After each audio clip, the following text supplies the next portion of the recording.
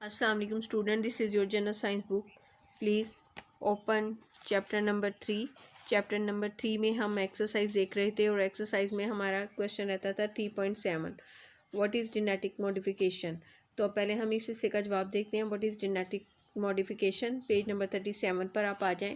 Page number 37 पर आपका जो पहली लाइन है, पहली line, the genetic modification, the change in the gene of the organism using biotechnology technique is called genetic modification. ये line आपने यहाँ तक लेनी है. ये 3.7 का आंसर है और 3.7 का भी ये पहला 3.7 का ये आपका आंसर है.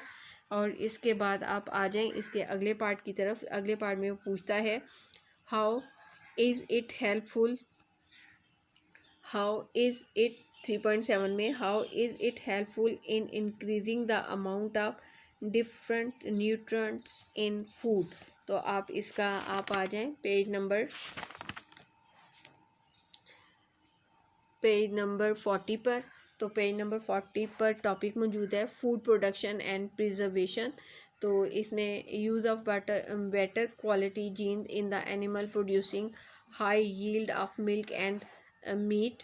फिर उसके बाद आपका ये आ जाएगा point number 2, production of the better quality fruits and vegetable increasing their shelf lifes are also due to using biotechnology technique. और इसके अलावा आप यहाँ पर इंटरेस्टिंग इन्फॉर्मेशन में ये पॉइंट नंबर 3 आप बना लें कि vitamin B12 widely use in additive food and in some medicine. के B12 जो है वो कुछ मेडिसन में भी इस्तेमाल किया जाता है और खुराक के जो है इजाफी अज्जा के तौर पर भी इन्हें इस्तेमाल किया जाता है. यानी किसी खुराक को अगर आपने बेहतर बनाना है तो B12 आप ऐड कर दें तो उसको खुराक की ग़िज़ाई अहमियत बढ़ जाएगी.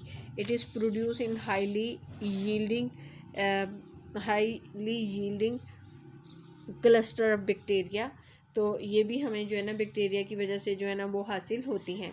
तो इस सवाल का ये जवाब है. इसका आपने जो है ना वो आंसर जो है ना आपने कर लेना है. अब आप आ जाएं अपने MCQs की तरफ. आपका MCQs रह गया था. तो MCQs में अब आप आ जाएं. Encircle the correct answer. The additional circular DNA present in bacterial cells called option A RNA, B में न्यूक्लियोटाइड है, क्रोमेटिड्स है, डी में प्लाज्मिड. तो आप इसमें लिख लें प्लाज्मिड के. बैक्टीरिया के सेल में जो है ना DNA मौजूद होता है, वो सर्कुलर फॉर्म में भी मौजूद होता है. तो उसे हम जो है ना क्या कहते हैं, प्लाज्मिड कहते हैं. आगे है ऑप्शन नंबर 2 है आपका. यानी इसमें आपने डी पे निशान लगाना है दूसरे पर. What may be the objective of the genetic modification of plant. तो इसमें ऑल अबव डी ऑप्शन पर निशान लगाएं, ऑल ऑफ दीज. तो ऑप्शन ए है आपका production of the disease resistance plant. ये भी जेनेटिक मॉडिफिकेशन से होता है. Improvement in the nutritional quality of plant, ये भी उसी से होता है. Production of the herbicide resistance plant, तो जेनेटिकल मॉडिफिकेशन से हम हर्बिसाइड वाले प्लांट की रेजिस्टेंस का काम भी लेते हैं. तो तीनों लेते हैं. तो इसमें ऑप्शन डी आपका सही आ जाएगा, ऑल ऑफ दीज. अच्छा, अब आपका तीसरा MCQ आ जाता है. प्लाज्मिड यानी प्लाज्मिड बैक्टीरिया का जो सेल होता है उसमें आपके पास जो है वो प्लाज्मिड पाए जाते हैं. सर्कुलर DNA पाया जाता है. एंड अटैच्ड फॉरेन जीन, इसके साथ आपने कोई फॉरेन जीन जो है यानी बाहर से जो जीन होता है आपने वो अटैच करना होता है और आपकी मर्ज़ी के मुताबिक फिर प्रोटीन बनती है. With it are collectively called, इसे हम क्या कहते हैं, रिकम्बिनेंट सेल कहते हैं. नहीं, ऑप्शन बी में रिकम्बिनेंट DNA. हाँ, रिकम्बिनेंट DNA आएगा. यानी आपके पास ये जो सर्कुलर जीन होता है जिसे आपने मालिकुलर सीजर से जो है वो सर्कुलर फॉर्म में होता है, आपने उसे जो है ना क्या किया होता है, कट कर लिया होता है. इतना ऐसा ये आपका वो जीन है. और इसमें आपने जो है ना क्या किया होता है, दूसरा जो आपने किया होता है ना दूसरे जानदार से जो आपने लिया होता है जीन, वो आप इधर इंसर्ट करते हैं. और इस तरह जो है ये बाकी सारा जो है ना ये आपका बैक्टीरिया का है, ये आपका फॉरेन जीन कहलाता है. और आपकी मर्ज़ी की जो है ना प्रोटीन तैयार होती है. तो यहाँ ऑप्शन बी आपका आएगा. फिर इसके बाद आ जाता है फोर्थ में, the organism who cells and plasmid are usually use in genetic engineering are. तो द ऑर्गेनिज्म यानी कौन सा ऑर्गेनिज्म जो है जेनेटिक इंजीनियरिंग बार बार किस ऑर्गेनिज्म से छेड़छाड़ करती है। तो जेनेटिक इंजीनियरिंग को जो चीज़ पसंद है वो बैक्टीरिया का सेल पसंद है, तो बैक्टीरिया के सेल से, तो ऑप्शन ए इधर आएगा। अब आपके पास आ जाता है क्वेश्चन ऑप्शन नंबर आपका MCQ number 5, section of DNA serving as code for developing the characters in an organism called. तो यानी सेक्शन ऑफ DNA है, तो section of DNA is called genes. तो यहाँ पर क्या आपका आ जाएगा ऑप्शन ए, जीन्स आ जाएगा।